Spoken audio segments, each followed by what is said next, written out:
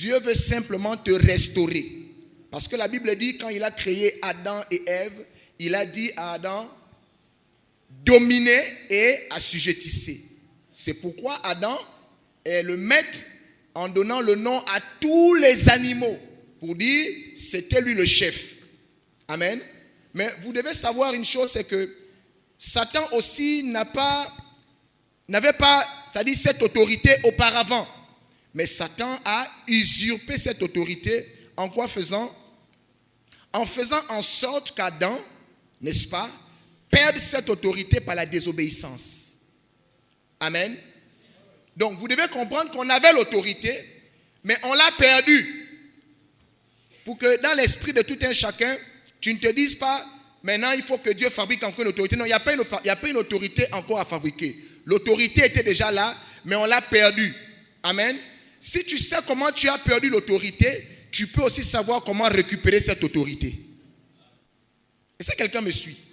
Parce que quand on dit reçois l'autorité, reçois la domination, plusieurs se disent peut-être il y aura un vent qui va venir et puis il y aura la chair de poule, ou peut-être il y aura un mouvement et tout d'un coup tu deviens une autorité. Non, l'autorité tu l'avais déjà. Amen. Dieu ne va pas fabriquer une autre autorité. Dieu veut simplement te restaurer dans ton autorité et ta domination. Mais ce que toi tu dois comprendre, c'est que comment est-ce que j'ai perdu cette autorité? Pourquoi m'enlever les galons? Amen. La Bible dit Adam et Ève, sinon Adam a désobéi. Dis avec moi désobéi. Dis encore, il a désobéi. Mais comment est-ce que la désobéissance a fait en sorte que Adam perde son autorité? La Bible dit dans Romains 6, verset 16. Ne savez-vous pas qu'en vous livrant à quelqu'un comme esclave pour lui obéir, vous êtes esclave de celui à qui vous obéissez? Vous êtes esclave de qui? Donc, si tu obéis au diable, c'est que tu désobéis à Dieu. La Bible dit, plus que tu as obéi à l'ordre du diable, à son instruction, alors tu deviens esclave du diable. Amen. Et si tu deviens esclave, le diable devient quoi? Maître. Donc comprenez que lorsque j'étais en train de dire poussé par l'esprit, que l'autorité nous l'avons perdue comment? Parce que nous sommes partis d'autorité, de maître à esclave, à cause de la désobéissance. Et donc, en désobéissant à Dieu et en obéissant au diable, nous sommes devenus esclaves du diable. Amen, amen. Et c'est comme ça maintenant que le diable va maintenant régner sur la terre. Il devient le maître de tout. Alléluia. Et le problème de l'homme, justement, commence à partir de cet instant. Parce que si le diable gère maintenant tout, si le diable est celui, comme la Bible dit dans 1 Jean chapitre 5, le verset 19, nous savons que le monde entier est sous la domination du malin. Sous la domination de qui? Du malin. Si le diable domine le monde, toi tu fais comment pour sortir la tête de l'eau et que tu ne marches pas avec lui? Comprenez maintenant pourquoi ceux que vous voyez émerger et que vous savez qu'ils ne sont pas en Christ, c'est normal. Amen, amen.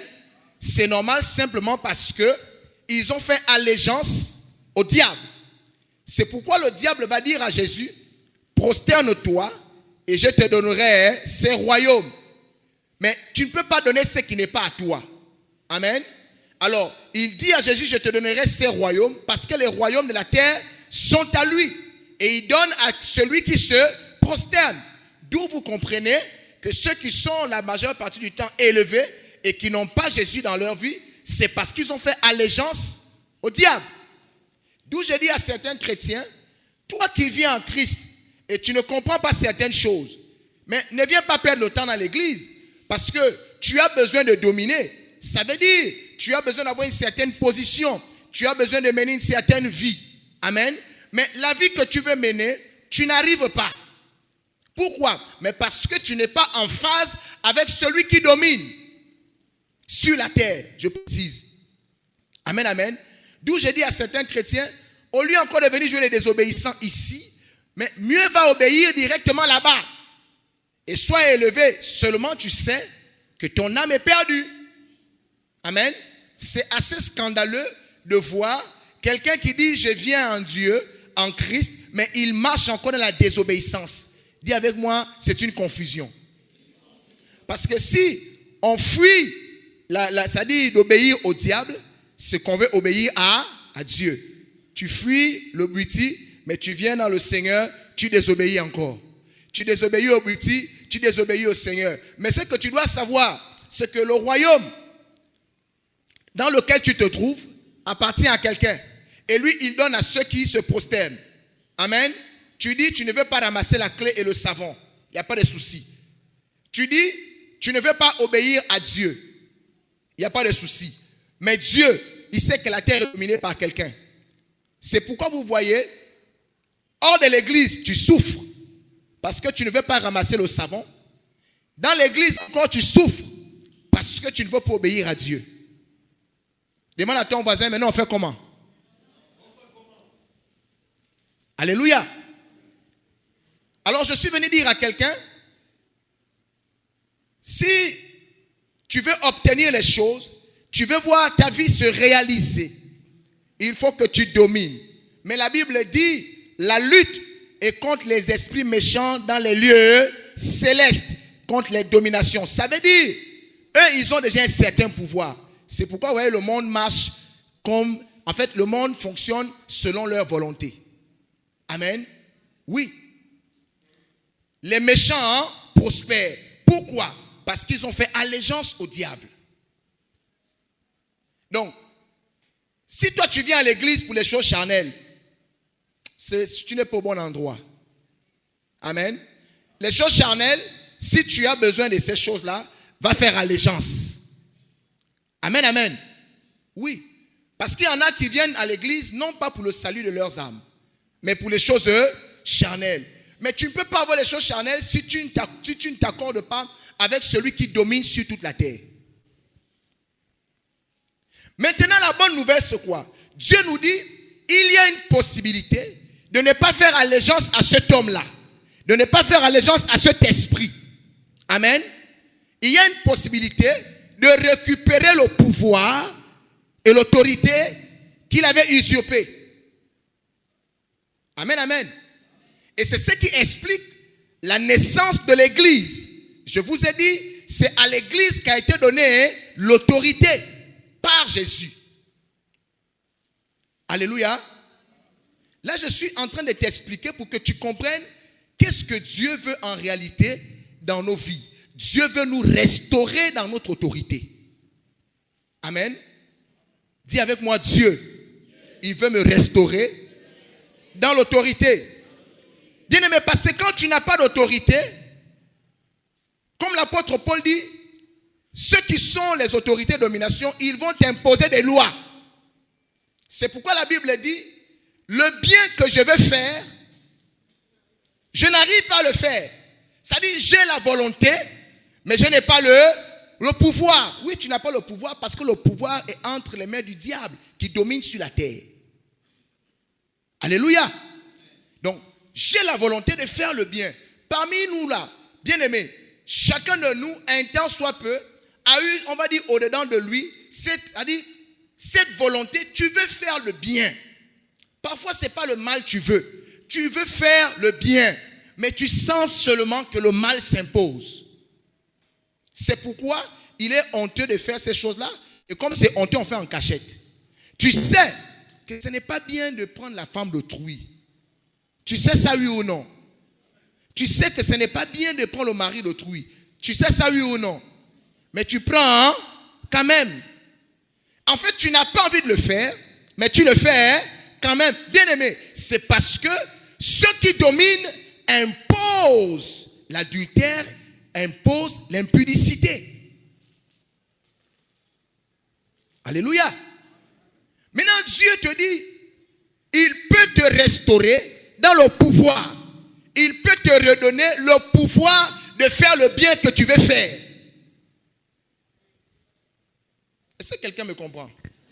Oui. Tout comme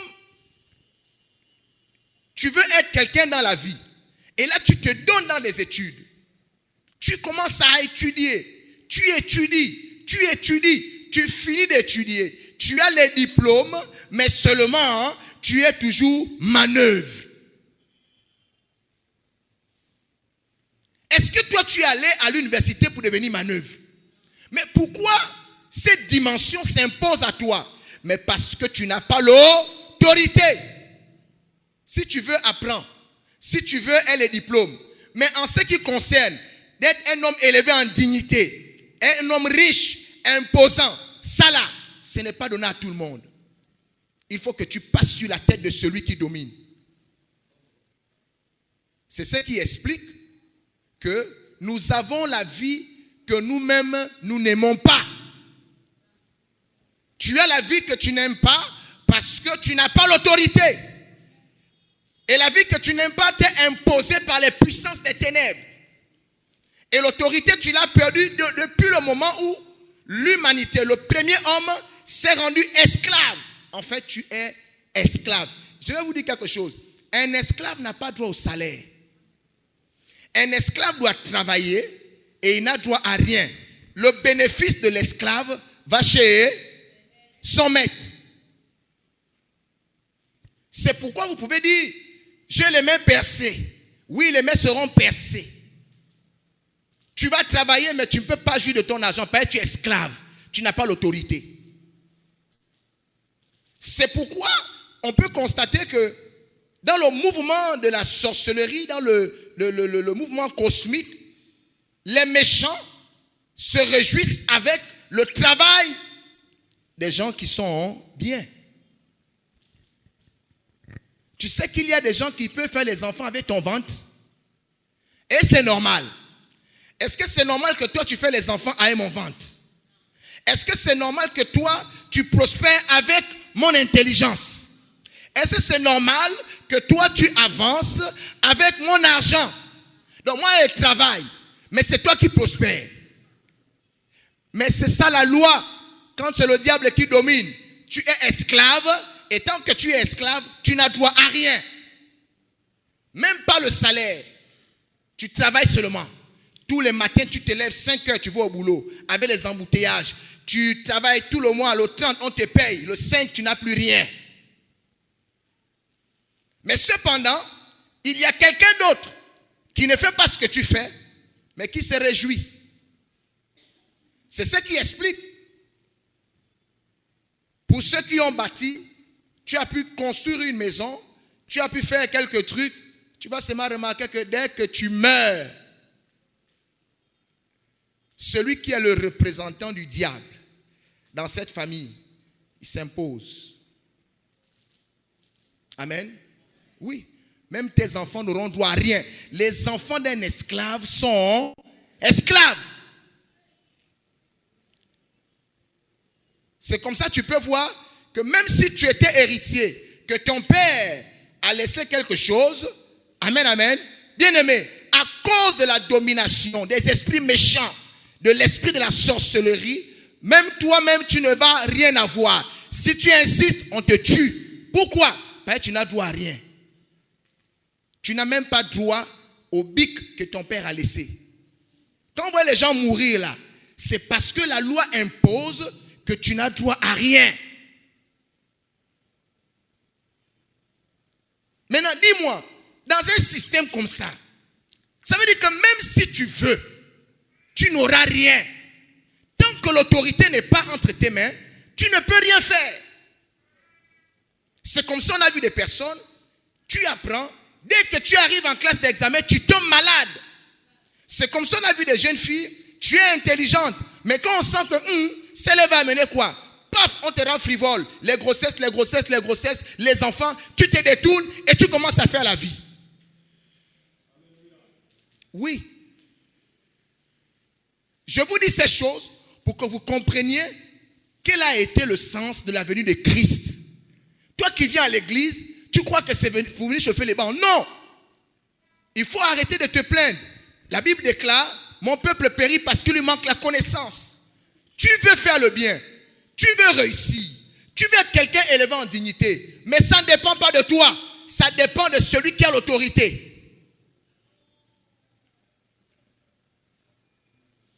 Maintenant, si tu sens que tu ne veux pas obéir à Dieu, mais va faire allégeance comme les autres. Vous ne voyez pas comment les mondains et ceux qui sont dans les loges et tout ça là, ils prospèrent quand même s'ils savent que leurs âmes sont déjà damnées. Non seulement tu es esclave, tu n'as rien, tu es pauvre, mais ton âme est encore damnée. Toi aussi, sois un peu intelligent. Vis au moins bien sur la terre, fais les crimes, fais les mauvaises choses, et puis après meurs et tu vas en enfer. Mais tu ne peux pas, tu es fauché sur la terre, tu es malheureux sur la terre, tu n'as rien, tu ne réalises rien, ni toi ni tes enfants. Tu meurs, tu vas encore retrouver ceux qui t'ont dominé dans le feu. C'est bête. Tu ne comprends pas pourquoi tu es venu à l'église. Tu as besoin de l'autorité. Et si Christ est venu, c'est pour restaurer notre autorité. C'est une question d'autorité. Bien-aimé, quand tu es simple lieutenant, tu peux facilement donner des ordres à un sous-lieutenant. Amen, amen. Mais quand le lieutenant voit un capitaine arriver, il se met au garde à vous. Et si le capitaine voit le colonel arriver, le capitaine se met au garde à vous. Et si le colonel voit maintenant le général arriver, il se met au garde à vous. C'est une question d'autorité. C'est pourquoi la Bible vous dit, vous n'avez pas à lutter contre la chair et le sang. Mais votre guerre, c'est contre les esprits méchants, les dominations, les autorités. L'autorité ici édicte la loi. C'est lui qui dit, tu veux être président? Oui, rentre dans la loge. Tu veux être un homme d'affaires influent et tu gouvernes, tu gères? Oui, entre dans la loge. Tu ne te prosternes pas devant Satan, tu ne domines pas sur la terre. Maintenant, dis à ton voisin, maintenant toi quand tu viens à l'église, c'est pour faire quoi? Tu ne peux pas venir à l'église et tu ne domines pas toujours. Vous ne comprenez pas pourquoi Dieu vous a fait rentrer dans sa maison. Amen. Oui. C'est la raison pour laquelle il faut le témoignage. Amen. Oui. Comme nous l'avons écouté ce matin. C'est parce que Christ a restauré l'autorité de quelqu'un. C'est parce que Christ a fait en sorte que celui qui était une simple personne est devenu l'église. Et Dieu lui a donné un nouveau nom. Il a dit maintenant tu t'appelles Suzanne Israël. Et Suzanne Israël siège aux côtés du chef. Oui. Si vous ne comprenez pas ces choses, vous perdez le temps ici. On ne peut pas être église et être malheureux. Christ nous a rachetés de la malédiction. On ne peut pas être chrétien et être minable. C'est une confusion. C'est renverser la croix. C'est diminuer la puissance qu'il y a dans le sang de Jésus. On ne peut pas être chrétien et être en bas. Non. Le chrétien ne peut pas être en bas. Amen, amen. Oui. Alors je suis venu dire à quelqu'un, Dieu vient restaurer ton autorité. Dis avec moi, Dieu, il vient restaurer mon autorité. En fait, ce que Dieu va faire, c'est que Dieu sait que franchement, toi, tu es mal barré. Amen, amen. Oui, toi, tu es mal barré. Nous avons dit tout à l'heure que le diable a fait en sorte que Adam désobéisse à Dieu. Alléluia. Et il a récupéré l'autorité. Maintenant, tu as compris que pour que, en fait, l'autorité revienne, il faut maintenant que l'homme revienne dans l'adoration de départ. C'est-à-dire être soumis à Dieu pour lui obéir. Le problème, c'est que tu fais ça comment? Tu es esclave de quelqu'un. Tu fais comment pour te soumettre à Dieu? C'est pourquoi la Bible dit, le bien que tu veux faire, tu n'arrives pas. C'est normal. Parce que tu es esclave de quelqu'un. Le diable ne peut pas accepter que son esclave aille faire allégeance à quelqu'un d'autre. Dis-moi donc, c'est compliqué. C'est là où Jésus rentre en scène. Amen. Parce que l'homme a péché, l'homme doit être condamné. Et je vous disais, c'est l'amour et le pardon. Tu vas comprendre pourquoi et comment est-ce que Dieu est passé par l'amour et le pardon afin que nous puissions retrouver l'autorité perdue. Écoutez, quand on a désobéi à Dieu là, on a encore droit à quoi normalement?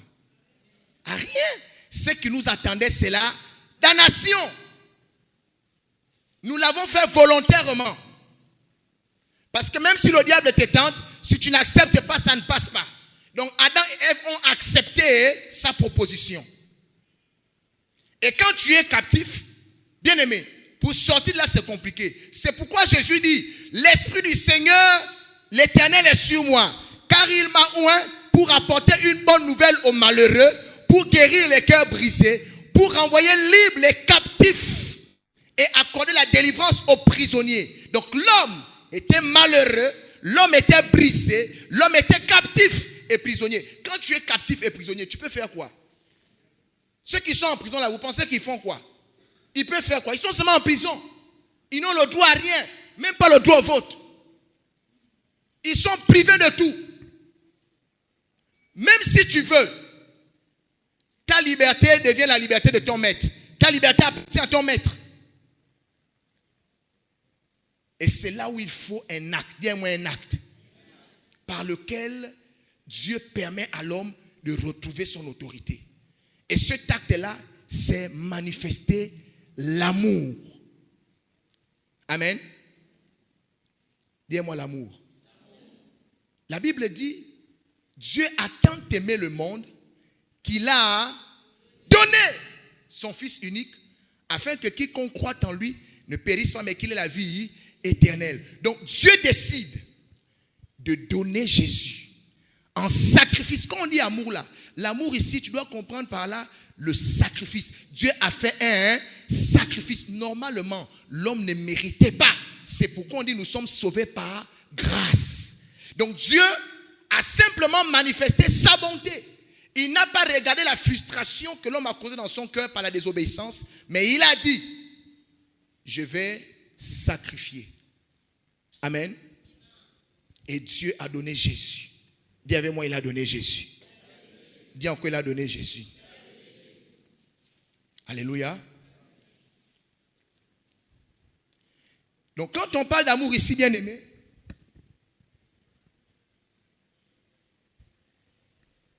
la première dimension que tu dois retenir en ce qui concerne l'amour, c'est le sacrifice.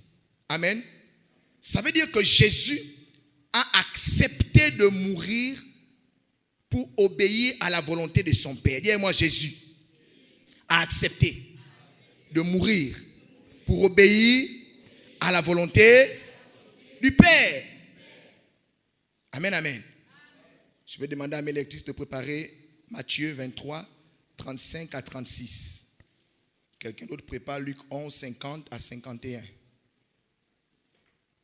Et ensuite, Hébreux 12, 24. Je lis la parole de Dieu dans le livre de Matthieu 23, du verset 35 au verset 36. Oui. Afin que retombe sur vous tout le sang innocent répandu sur la terre, depuis le sang d'Abel, le juste, jusqu'au sang de Zacharie, oui, fils de Barachi, que vous avez tué entre le temple et l'autel. Oui. Je vous le dis en vérité, tout cela retombera sur cette génération. Luc 11, 50 à 51. Luc 11, à partir du verset 50, il est écrit « Afin qu'il soit demandé compte à cette génération du sang de tous les prophètes qui a été répandu depuis la création du monde, depuis le sang d'Abel jusqu'au sang de Zacharie, tué entre l'autel et le temple. Oui, je vous le dis, il en sera demandé compte à cette génération. » Amen. Hébreux 12, verset 24. Oui. Voilà. de Jésus, qui est le médiateur de la nouvelle alliance, et du sang de l'aspersion, qui parle mieux que celui d'Abel. Et de Jésus, qui est le médiateur de la nouvelle alliance, et du sang de l'aspersion, qui parle mieux que celui d'Abel. Bien-aimés, écoutez. Dans Matthieu 23, les versets 35 et 36, il est dit, afin que retombe sur vous tout le sang innocent répandu sur la terre, depuis le sang d'Abel le juste. Dis avec moi, Abel le juste. Jusqu'au sang de Zacharie, fils de Barachi, que vous avez tué entre le temple et l'autel. Je vous le dis en vérité, tout cela retombera sur cette génération. Ça veut dire, même Abel le juste, la Bible dit que le sang d'Abel crie. Dis-moi, le sang d'Abel crie. Mais le sang de Jésus parle. Est-ce que tu saisis la différence? Entre un sang qui crie et un sang qui parle. Tu vas comprendre, bien-aimé. Ici, Dieu est en train de nous dire, depuis Abel le juste, amen, Dieu voulait montrer, bien-aimé, en fait, même moi qui vous parle, amen, en tant que juste, même toi en tant que juste, tu vas remarquer que quand on te fait le mal, qu'est-ce qui se passe? Qu'est-ce qui se passe? Vous? Oui? La colère?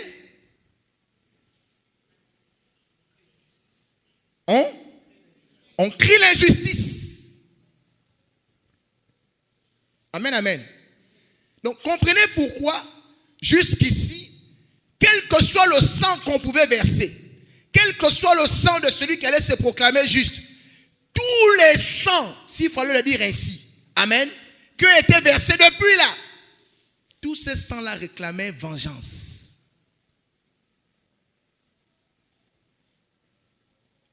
Or, si le sang réclame vengeance, il est impossible que Dieu sauve.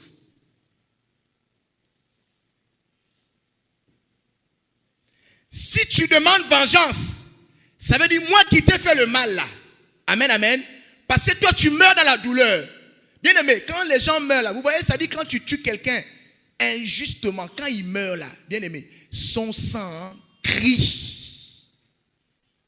Ça veut dire que c'est un sang qui demande vengeance. Donc il n'y avait aucun homme sur la terre, quel qu'il soit juste, quel degré de justice il allait manifester. Quand on le tue, il crie vengeance. Or, un sang qui cherche à se venger ne peut pas permettre à Dieu de sauver. Est-ce que vous me suivez? Regardez maintenant là où le diable vient échouer. Dis avec moi, le diable a été piégé. Dis encore, il a été piégé. Le diable croyait que le sang de Jésus devait aussi crier vengeance comme celui d'Abel le juste. Le diable savait, aucun homme ne peut se tenir sur la terre et vivre l'injustice, mourir et oublier. Quand tu tues quelqu'un, tu vois que son corps est étalé. Amen. Mais sa mémoire te condamne. Son esprit est après toi. C'est pourquoi ceux qui tuent là, demandez-leur. Ils sont tourmentés. Et dans Apocalypse, il y a un endroit où on dit, ils demandaient à Dieu, jusqu'à quand tardes-tu à juger la terre, de nous tirer vengeance. Alléluia. Mais la Bible dit, Jésus croyait que, plutôt le diable, croyait que Jésus allait aussi faire la même chose. Dis avec moi non.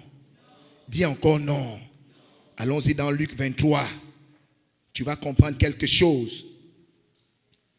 Au verset 34. Luc 23, verset 34, il est écrit, Jésus dit, Père, pardonne-leur, car ils ne savent ce qu'ils font. Ils se partagèrent ses vêtements et tirant au sort. Jésus dit, Père, pardonne à qui? Écoutez, quand vous allez lire les versets qui sont avant, la Bible dit, même les agents du diable ont dit, on ne peut pas toucher au sang de cet homme. Il est innocent. Ponce Pilate, Hérode sont même devenus des amis à cause de Jésus. Il y avait moi, waouh. Pilate a refusé de tuer Jésus. Amen. Mais les enfants d'Israël ont dit, tuez-le. Ils ont oublié le Jésus qui faisait des miracles. Ils ont oublié le Jésus qui allait de lieu en lieu faisant du bien. Ils ont oublié le Jésus qui distribuait le pain. Ils ont oublié le Jésus qui guérissait les malades, qui chassait les démons, purifiait les lépreux. Mais ils disent à Hérode, ils disent à Pilate, tue-le. Tu peux supporter une telle injustice? Le diable savait. Ça dit que le diable a même dit à ses agents, vous, ne vous mêlez pas de ça. Laissez ça entre Dieu et son peuple Israël. Afin que Jésus lui-même, il voit avec ses yeux que ces gens-là, ils m'appartiennent. Ils sont mauvais comme je suis mauvais. Ils sont injustes comme je suis injuste. Et comme ils sont injustes, je verrai comment Dieu va les sauver. Et quand ils vont faire le mal à Jésus, qui leur a fait le bien là, Jésus va faire comme Abel et tous les prophètes. Eux qui étaient les justes. Mais quand ils sont morts, c'est l'amertume dans l'âme. Mais Jésus, malgré tout le mal, lui qui était sans péché et qui a fait du bien à l'humanité, il dit à la croix, Père, pardonne-leur. Ils ne savent pas ce qu'ils font. Le diable dit, quoi? Ce n'est pas possible. Dis avec moi si. Écoutez, si celui à qui tu as fait le mal, il te pardonne, Dieu te condamne de quoi?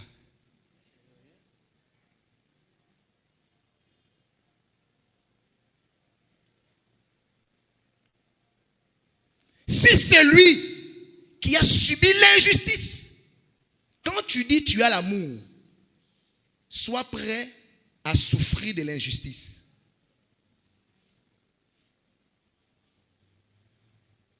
Quand tu dis que tu as de l'amour, sois prêt à accepter l'injustice. Les autres prophètes combattaient pour la justice. Mais cependant, quand le mal leur arrivait, ils mouraient avec l'amertume dans l'âme. Mais Jésus, à la croix, après avoir fait un bien que personne d'autre n'a jamais fait à l'humanité, Jésus c'est le seul qui a fait ce qu'il a fait au peuple. Personne d'autre n'avait jamais fait ça avant Jésus. Alléluia. La Bible dit il allait de lieu en faisant le bien. Et le diable était en train de dire, tu te prends pour un héros? Il y a des gens qui ont fait ça. Mais après, ils ont terminé avec la colère. C'est pourquoi Moïse ne rentre pas dans la terre promise.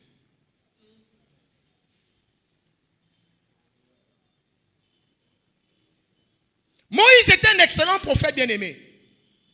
Moïse a ouvert la mer Rouge. Moïse a fait toutes sortes de produits. Il a même dit à Dieu, si tu touches le peuple là, tu effaces mon nom. Dis avec moi, waouh! Quelle manifestation de l'amour! Dis, quelle manifestation de l'amour! Mais Moïse, quand le peuple monte encore dans son injustice, mais toi tu nous as amenés ici pour faire quoi? Moïse dit, vous, c'est vous qui dites ça. Non, on veut de l'eau. Dieu dit Moïse, parle au rocher. Moïse ne peut plus écouter Dieu. Moïse frappe le rocher. Et parce qu'il frappe le rocher, Dieu sent que ce n'est pas Moïse. Dis moi, ce n'est pas Moïse. Ça ne peut pas être Moïse.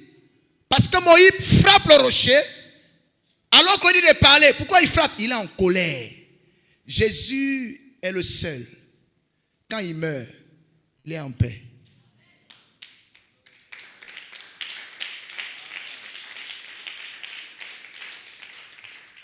Je viens vous donner ici le mystère de la victoire sur le diable.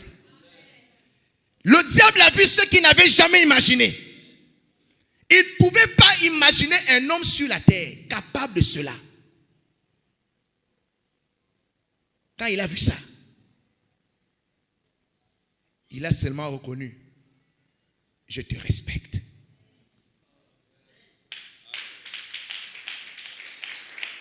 Le diable a dit à Jésus, là je me soumets.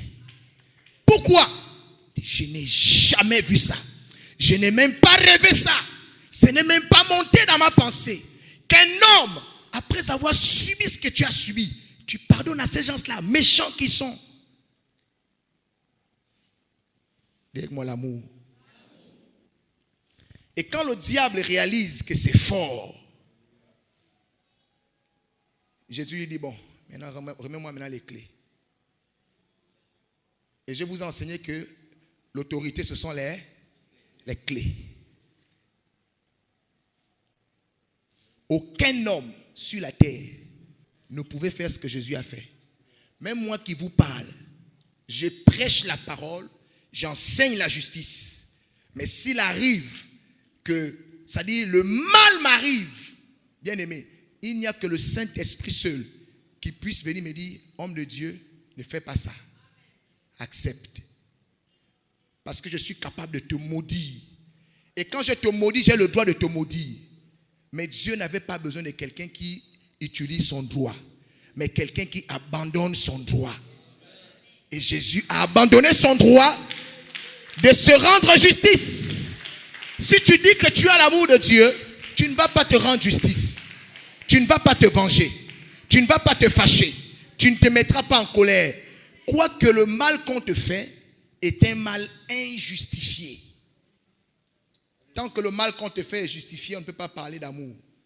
Amen. C'est pourquoi l'apôtre Pierre dit souffrez comme chrétien et non comme malfaiteur. Et quand tu souffres comme chrétien, sois fier. Le problème, c'est que le chrétien aujourd'hui, quand il souffre de l'injustice, il est malheureux. Non! La Bible dit, heureux serez-vous lorsqu'on vous maltraitera. On va vous outrager. C'est là où vous êtes heureux. Et Jésus a été heureux d'aller à la croix. Jésus n'est pas allé à la croix sans être heureux. C'est pourquoi il a prié. Il a prié à Gethsemane pour qu'il puisse accomplir l'acte par lequel toi et moi, et c'est-à-dire les générations en génération, nous soyons sauvés. À Gethsemane, voici ce qui s'est passé. Jésus a prié pour dire, il ne faut pas que je les condamne. Parce que ce qu'ils vont faire là, après tout le bien que j'ai fait, Dieu a dit, petit, voici ce qui va se passer. Voici ce qui va arriver. Ils vont t'abandonner, ils vont te rejeter. Petit, est-ce que tu vas encore les condamner? Parce qu'ils sont déjà condamnés par le péché d'Adam. Et si Jésus n'avait pas prié jusqu'à ressentir la force de pardonner aux hommes, ça devait faire, dis avec moi, deux motifs. Le péché d'Adam et la vengeance de Jésus. Maintenant, écoutez, si Jésus en même temps, si le sang de Jésus aussi criait comme le sang d'Abel, maintenant, on fait comment? Dis à ton voisin, on devait faire comment? Mais la Bible dit, le sang de Jésus n'a pas crié. Le cri ici symbolise la douleur, la souffrance, le mal. Le cri ici symbolise un sang qui recherche la vengeance. Pour dire, Père, regarde ce qu'ils me font. Je leur ai fait le bien, mais regarde comment ils se comportent. Et c'est ce que nous les hommes, même les hommes de Dieu, c'est ce qu'on fait. Regarde, Seigneur, le mal, mon Dieu, celui-là, je lui ai fait du bien. Regarde ce qu'il me fait. Regarde ce peuple. Regarde ce peuple. On fait comme Moïse. Dis avec moi au nom de Jésus. Je refuse l'onction de Moïse. Et je reçois l'onction de Jésus.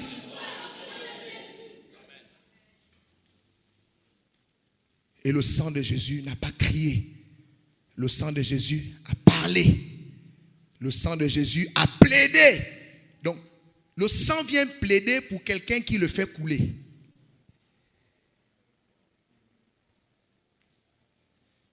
Jésus plaide pour quelqu'un qui le tue. Ça veut dire, tu comprends pas le mot plaider, je vais t'aider. Jésus défend celui qui le tue. C'est ça l'amour. Es-tu capable de défendre quelqu'un qui te fait le mal, quand bien même tu lui as fait le bien?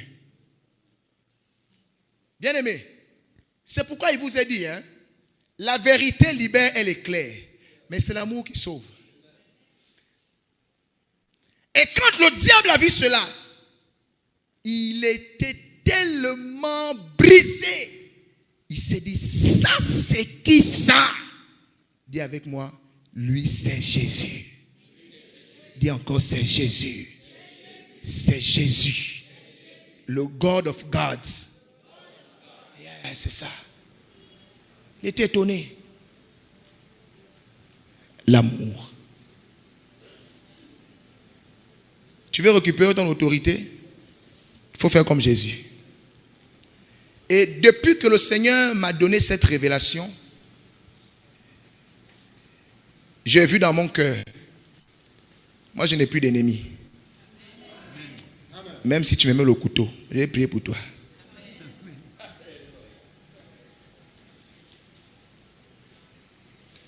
Ce que je vous dis là, ce n'est pas faisable humainement parlant. Mais c'est faisable parce que nous sommes devenus semblables à Christ. La Bible dit qu'il est le premier-né de plusieurs frères. Et nous avons été prédestinés à être à l'image de Christ. C'est par là que Dieu reconnaît ses fils.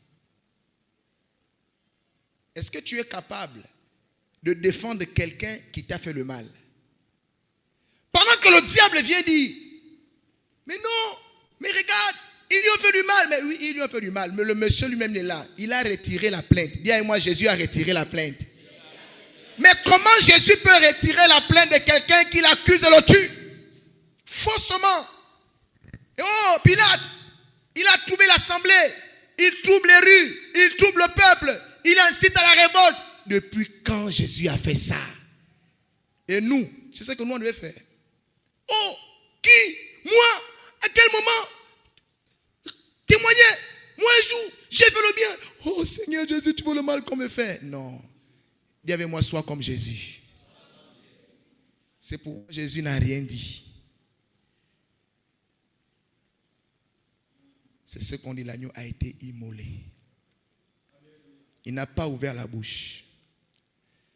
Quand tu ouvres la bouche pour te justifier, tu n'as pas d'amour. Et je reconnais jusqu'à ce matin, je n'ai pas dormi de la nuit à cause de cette révélation. Et j'ai demandé pardon à Dieu pour toutes les fois où je me suis plaint quand quelqu'un m'a fait du mal. Et j'ai décidé à partir d'aujourd'hui de prier pour mes ennemis. Je vais prier pour eux. Je vais prier pour qu'ils soient sauvés. Oui, je vais prier pour eux. Amen. C'est la seule chose qui effraie le diable. Tes prières n'effraient pas le diable. Tes offrandes n'effraient pas le diable. Ce qui effraie le diable, c'est quand les gens te font le mal. Et tu oublies. Le diable utilise l'homme pour condamner l'homme. Esdras a fait du mal à David. Esdras ne mérite pas. Esdras a fait du mal à David. Esdras ne mérite pas. Esdras a péché contre toi. Et il a fait du mal à David. Il ne mérite pas. Et Dieu dit, mais David n'a jamais déposé une plainte ici contre Esdras. Et comment ça?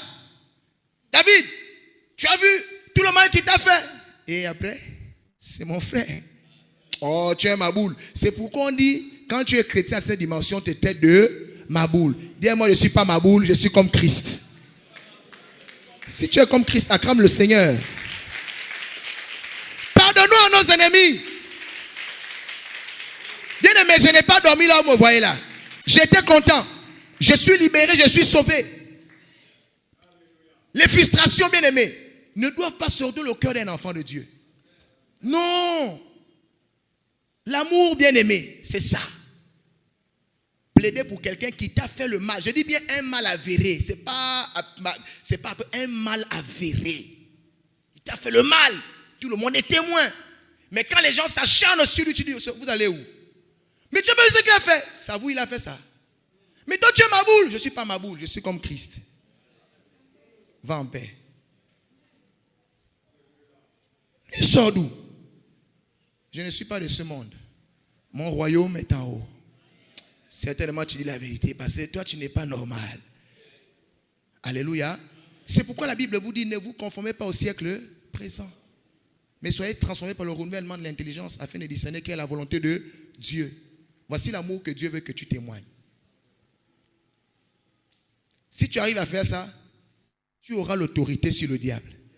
J'ai compris pourquoi, malgré le fait que nous sommes chrétiens, nous sommes des serviteurs de Dieu, le diable continue à nous malmener.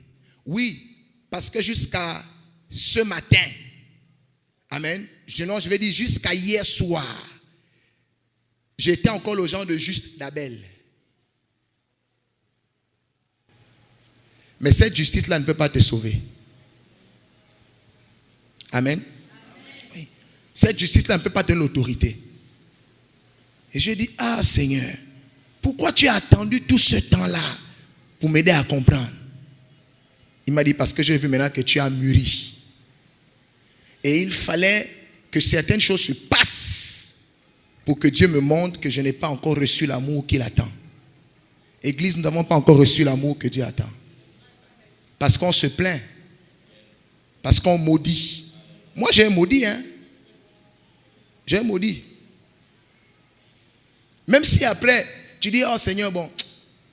Non, le cœur n'était pas encore exercé à la dimension de Dieu. C'est ça, aimer Dieu de tout son cœur. Jésus a dit au Père, je viens pour faire ta volonté. Donc Jésus s'est d'abord soumis au Père. Parce que le Père voulait sauver l'homme. Amen, amen. Et quand Jésus a vaincu le diable, Jésus a récupéré les clés. La Bible dit dans Jean chapitre 1, le verset 12, maintenant, ceux-là qui ont cru, ceux-là qui ont accepté, ceux-là qui l'ont reçu, Jésus maintenant leur donne le pouvoir. Amen. Dis-moi le pouvoir. Dis encore le pouvoir. Parce que la Bible dit, le bien qu'on voulait faire, on n'arrivait pas à le faire. On avait la volonté, mais pas le pouvoir. Mais Jésus maintenant, en ayant la victoire sur le diable, il récupère la capacité, il récupère les clés et il donne à l'église. Amen. Afin que nous devenions semblables à lui. Mais quand tu deviens semblable à lui, amen, ça veut dire que là où Jésus est assis, il règne. Toi aussi tu es assis, tu règnes. Mais tu ne peux pas être participant à une gloire si toi aussi tu ne payes pas le prix. Ça veut dire que quand tu acceptes Jésus, bien-aimé, la Bible dit, il te donne maintenant le pouvoir de devenir enfant de Dieu. Or, si tu deviens enfant de Dieu, tu n'es plus esclave. Amen, amen. La Bible dit, vous connaîtrez la vérité et la vérité vous affranchira. Parce qu'on était esclave. Mais la vérité dont il s'agit ici, c'est quoi? C'est quoi? La vérité, c'est l'esprit. Dis-moi, la vérité, c'est l'esprit. Allons-y dans 1 Jean 5. Parce que plusieurs, vous ne lisez pas, on est obligé de donner les versets.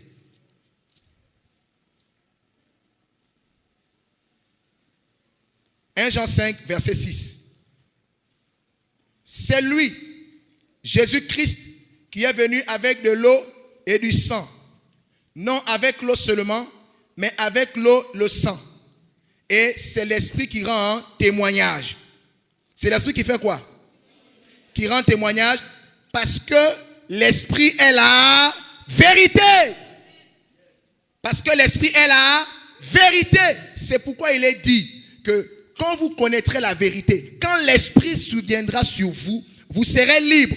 Comment l'esprit va faire cela? L'esprit vous convaincra de péché, de jugement et de justice. C'est l'esprit seul qui peut faire ça. Amen. Hein? Et tu comprends maintenant que quand l'esprit de Dieu vient sur ta vie, la première action qu'il fait, c'est de te convaincre de péché, de justice, de jugement. Donc ça veut dire que tu prends conscience que le mal n'est pas bon. La Bible dit, c'est l'esprit de Dieu qui va sceller dans ton cœur l'amour de Dieu. Tu ne peux pas aimer Dieu si l'esprit n'intervient pas. Jésus a aimé le Père parce que l'esprit était pleinement en lui.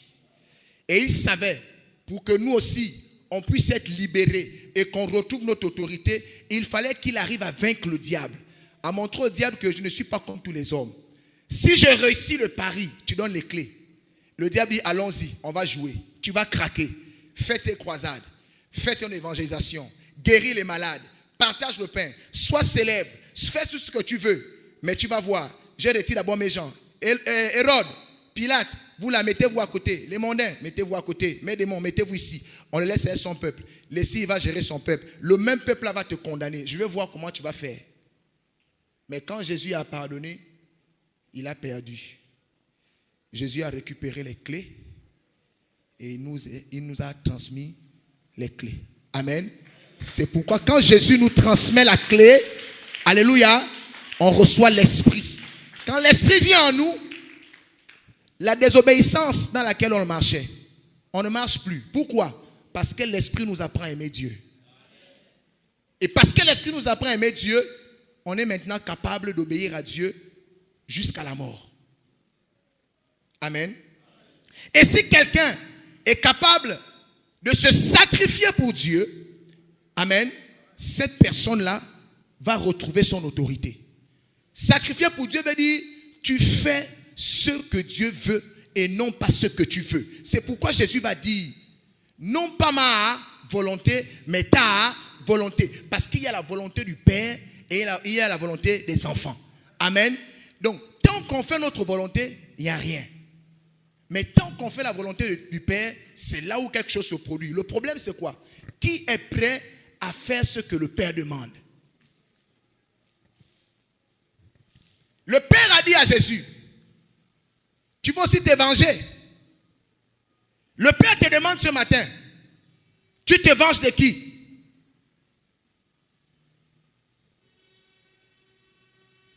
Je ne peux jamais pardonner. Tu ne fais pas la volonté du Père. Alléluia. Dis-moi le sacrifice parfait. Donc, quand Dieu disait, l'autorité sera récupérée par l'amour et le pardon, il y a l'amour en tant que sacrifice, dans le sens où tu t'humilies, tu obéis à Dieu pour faire sa volonté. Amen. Donc même si tu dois faire comment? Si tu es prêt à faire la volonté de Dieu, alors ça veut dire que tu aimes le Seigneur. La deuxième dimension de l'amour ici, c'est ce qu'on appelle l'amour, la charité et le pardon. C'est ce que je vous disais tout à l'heure. Jésus, en se sacrifiant, amen.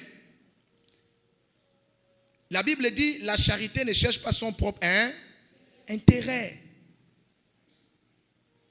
Jésus n'a pas recherché son intérêt, mais l'intérêt du Père. Quand tu aimes, tu ne cherches pas ton intérêt, mais l'intérêt de celui qui t'a envoyé. L'amour ici, en tant que charité et pardon, la Bible dit, Jésus n'a pas cherché à se venger, ni à se plaindre, mais il a choisi de pardonner, de laisser tomber. Amen. Oui. La Bible dit dans 1 Corinthiens 13, l'amour croit tout. L'amour supporte tout. L'amour excuse tout. Dis, l'amour excuse tout. Dis encore, l'amour excuse tout. C'est pourquoi Jésus à la croix va dire, Père, pardonne-leur. Ils ne savent pas ce qu'ils font. Donc il a trouvé des excuses pour que ceux qui étaient en train de le condamner injustement soient pardonnés. Et Dieu nous dit ce matin, bien-aimés, si nous sommes capables de faire la même chose, amen, amen, si nous sommes capables de faire ce que Dieu nous demande, quand bien même cela ne nous arrange pas, si nous sommes capables de supporter l'injustice et de plaider même en faveur des personnes qui nous ont fait le mal, si nous sommes capables de pardonner et d'oublier, ne pas chercher à se venger, le diable va reculer. Parce que le diable a peur de tels hommes. Ce qui donne la force au diable, c'est l'accusation. Ce qui donne la force à l'accusation, ce sont les plaintes. Ce qui donne la force aux plaintes, ce sont les offenses, les péchés. C'est pourquoi il a dit quand vous priez, il dit, pardonne-nous comme nous aussi nous pardonnons. Si tu veux que Dieu te pardonne, il faut que tu pardonnes. Si tu n'es pas capable de te sacrifier pour Dieu, donner ta vie à Dieu, même quand tu ne comprends pas, tu ne vas pas retrouver ton autorité. Si tu n'es pas capable de pardonner aux gens qui t'ont fait le mal, quel que soit le mal, la Bible dit, la charité, l'amour excuse tout. Donc tu dois même justifier l'injustifiable. Ils ne savent pas ce qu'ils font, mais ils sont en train de dire qu'on te tue. Comment ils ne savent pas? Il dit, oh, c'est moi en train de faire le mal, non? Je te dis, ils ne savent pas. Même le diable est étonné que, mais toi tu es quel genre, machin et tout. Et les gens criaient, il faut lire. Depuis le premier verset du chapitre 23. Tuez-le! C'est un bandit! C'est un voleur! Il a fait ceci! Le diable dit, tu n'entends pas? Jésus dit, tu as quel problème? Je te dis, ils ne savent pas. Il dit, non, toi tu as un souci.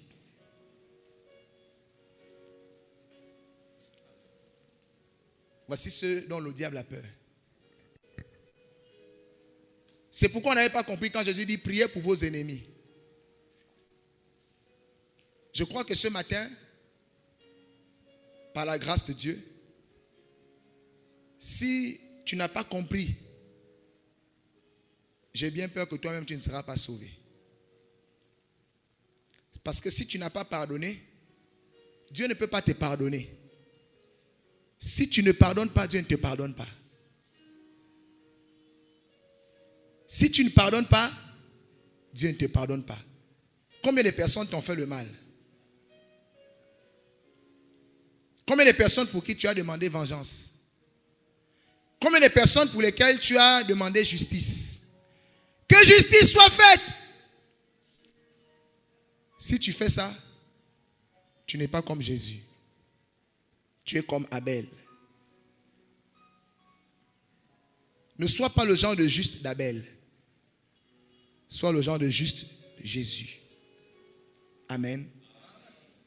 Si tu as compris ça, je te promets, le diable, quand il entend ton nom, même pas le nom de Jésus, ton nom, fuit. Parce que le diable utilise les hommes pour faire le mal aux hommes. Depuis que le diable a été précipité, il cherche une seule chose, blesser le cœur de Dieu. Et c'est la raison pour laquelle il pousse les hommes à désobéir à Dieu. Et il pousse les hommes à s'entretuer entre eux. C'est pourquoi après la chute d'Adam et Ève, Caïn a tué son frère. C'est pourquoi il vous a dit, premier commandement, tu aimeras Dieu de tout ton cœur, de toute ton âme, de toute ta pensée. Deuxième, qui est semblable, tu aimeras ton prochain comme toi-même. Mais l'amour, le premier commandement ici renvoie à l'amour du sacrifice, c'est-à-dire la capacité de faire la volonté de Dieu, même quand cela ne te plaît pas. Tu aimeras ton prochain comme toi-même. Dieu te dit ici, exerce le pardon. Parce que le diable passera toujours par un homme pour te faire du mal. Le diable passera toujours par un homme pour te faire le mal. Maintenant, si toi tu n'as pas compris que Dieu veut sauver les hommes, on te dit le diable passera toujours par les hommes pour te faire le mal. Mais Dieu veut sauver les hommes. Donc Dieu compte sur toi pour que tu n'imputes pas aux hommes le mal qu'ils te font. Parce que si tu gardes le mal, le diable les accuse. Et si le diable les accuse, il va t'appeler. Et toi tu vas dire à Dieu, oui, il m'a fait ce qui est mal. Et Dieu ne peut pas le sauver. Mais si toi tu dis, oui Père, je t'ai appelé ici parce que il paraît que l'autre là a mal agi vis-à-vis de toi. Non. Oh monsieur le diable, tu racontes quoi? Lui c'est mon frère, il n'a rien fait. Hein? Oui, il t'a fait ceci, il t'a pris tout ton argent et tu l'as mâché tout. Non. Mais Père, il ne faut pas l'écouter. Il n'a rien fait. Ce qui est à moi est à lui. Et si tu as vu que moi ça m'a fait quelque chose. L'offense, la capacité d'oublier le mal qu'on nous fait. Jésus n'a pas regardé le mal qu'on lui a fait. S'il avait regardé à ça, personne ne devait être sauvé. Aussi longtemps que tu regardes le mal qu'on te fait, tu n'es pas un enfant de Dieu. Tu es injuste à la manière d'Abel. Or, la Bible dit nous avons été faits à l'image de Christ. Et voici le moyen par lequel Jésus a triomphé des ténèbres. C'est pourquoi on dit, ils l'ont vaincu par le sang et la parole de leur témoignage. Quel témoignage? Le témoignage par lequel eux aussi, ils ne se sont pas justifiés. Amen. Malgré le mal qu'on leur faisait. Parce que pour aimer, il faut que le sang coule. Amen. Le même sang là, ça efface aussi les péchés. Donc, ça pardonne.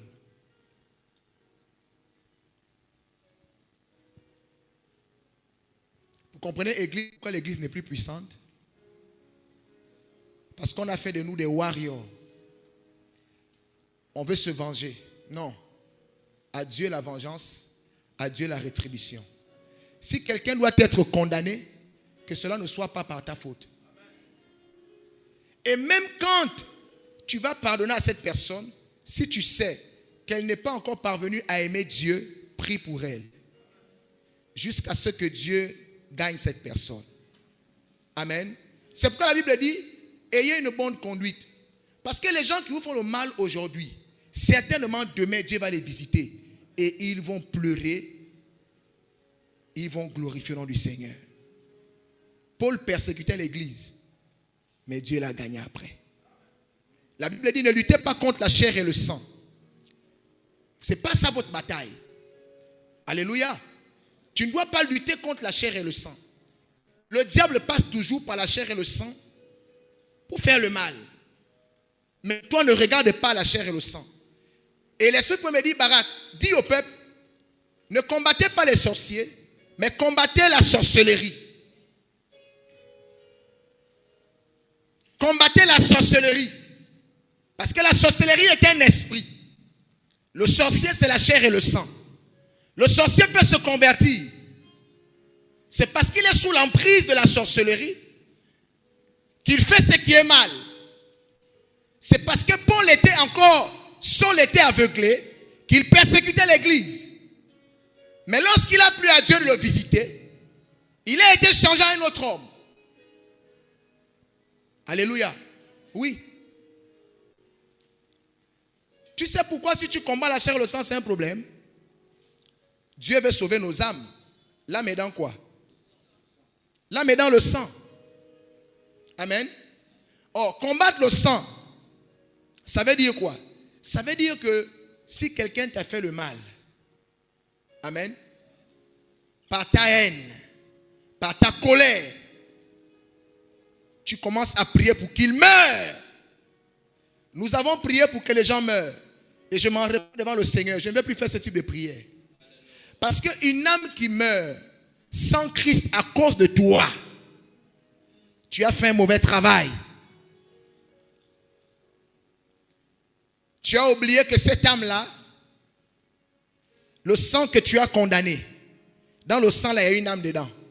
Alors, si le sang a coulé, si la personne meurt à cause de toi, et que cette personne n'avait pas aimé Dieu, et elle est morte parce qu'elle t'a fait le mal, cette personne n'est pas sauvée. Hein? Tu es sûr que toi-même tu es sauvé? Tu es sûr? Si tu n'as pas pardonné, Dieu ne te pardonnera pas. Église, recevez ce message au plus profond de votre cœur. Commencez à prier. Parce que cette dimension d'amour, je suis presque sûr qu'on ne l'a jamais compris comme ça. Et ce n'est pas facile, l'apôtre Paul dit, accepter de vivre quelque injustice. Les gens à qui tu as fait le bien vont te faire mal. Mais Dieu te dit, plaide pour eux.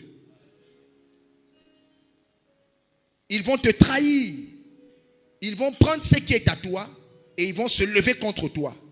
Dieu dit, plaide pour eux.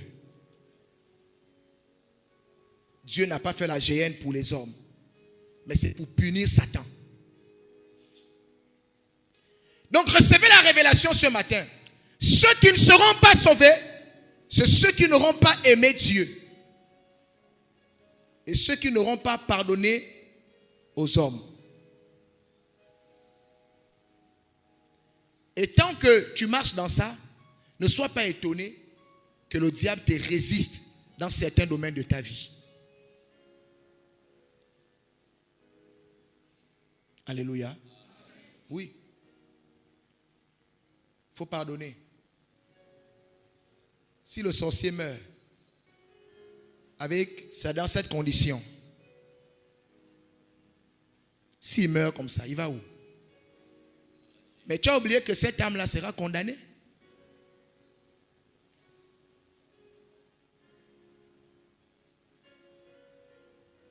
Amen. Nous devons prier pour que Dieu nous amène à cette dimension de l'amour et du pardon. Si nous manifestons l'amour et nous témoignons de la miséricorde, le diable fuit. Tu sais pourquoi il va fuir? Parce qu'il peut envoyer tout le monde te faire n'importe quoi. Tu vas toujours trouver des excuses. Il va dire, laissez celui-là, c'est un manger. Amen. Mais quand il entend ton nom, il fuit. Mais s'il sait qu'en toi, il y a encore la vengeance, il peut te laisser servir Dieu et faire des miracles. Il peut te laisser donner des révélations. Tu vas donner toutes sortes de révélations. Hein? Mais tu seras Moïse. Dis avec moi au nom de Jésus. Je refuse d'être Abel. Je refuse d'être Moïse. Je choisis d'être Jésus. Je refuse d'être Abel. Je refuse d'être Moïse. Je choisis d'être Jésus. Abel était juste, mais son sang criait. Moïse était puissant dans les œuvres, mais il s'est mis en colère. Il était exaspéré. Amen. C'est pourquoi je vais t'inviter à te lever. Et tu vas demander, nous allons demander pardon à Dieu parce qu'on n'a pas compris que Dieu nous a fait semblables à Christ. Jésus a fait la volonté du Père et Jésus n'a pas retenu le mal et l'injustice que nous lui avons fait. Il a dit, le sang d'Abel, depuis le sang d'Abel jusqu'à Zacharie, le peuple, ce sang-là, vous allez payer pour ça. Or, les personnes qu'on cite là, c'était des justes. Mais une seule personne, un seul juste, son sang, au lieu de se plaindre, a plaidé. Le sang des prophètes se plaignait. Le sang des prophètes criait. Il réclamait la justice de Dieu. Abel Israël réclamait la justice de Dieu. Et tous les prophètes que Jérusalem tuait, leur sang criait. Eux qui étaient des justes, appelés et choisis par Dieu. Mais un seul sang n'a pas crié, mais un seul sang a parlé. Et un seul sang a plaidé, malgré l'injustice subie. Et c'est là où le diable a fui. Voici l'autorité et la puissance qu'il y a dans le sang de Jésus. Son sang ne crie pas. Son sang parle pour toi.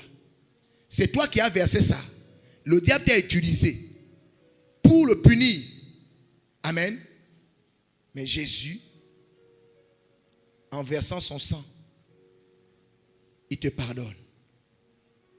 Alors nous allons prier ce matin pour que Dieu nous fasse la grâce de comprendre ces choses. Et tu vas demander à Dieu pardon pour toutes les fois où tu as demandé justice et vengeance. Tu as été abusé. Tu as été escroqué. On t'a fait le mal. Mais vraiment, on t'a fait le mal. Quand tu regardes, tu sens que oui. Non, Seigneur, ce n'est pas possible. Regarde ce qu'on m'a fait. Mais Dieu te dit ce matin, récupère ton autorité. Fais la volonté de Dieu. Dieu veut sauver les personnes qui t'ont fait le mal. À cause de Dieu, accepte l'injustice et pardonne. Et oublie. Oubliez. Quand tu oublies, les péchés s'effacent. Élève la voix et demande pardon à Dieu. Demandons simplement pardon à Dieu. Demandons pardon à Dieu.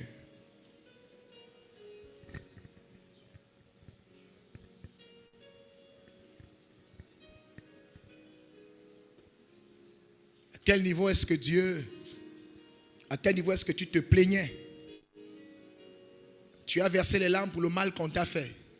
Seigneur, je te demande pardon pour toutes les fois où j'ai versé des larmes pour le mal qu'on m'a fait.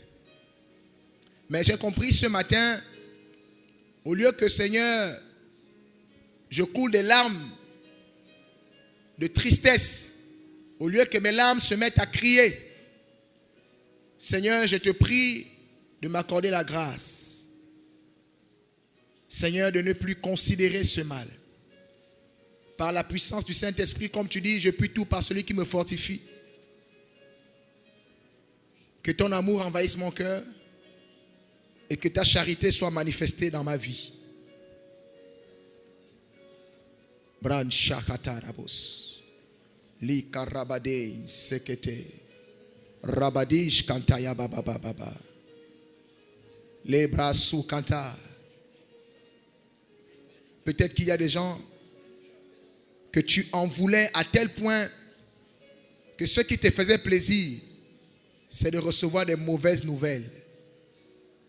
Tu t'es réjoui lorsque tu as appris que quelqu'un mourait parce que cette personne t'avait fait le mal. Tu t'es réjoui. Demande pardon à Dieu. Et pardonne à toutes ces personnes qui sont parties. Et peut-être à qui tu n'as pas eu l'occasion de pardonner en face. Fais la volonté de Dieu en pardonnant à ces personnes.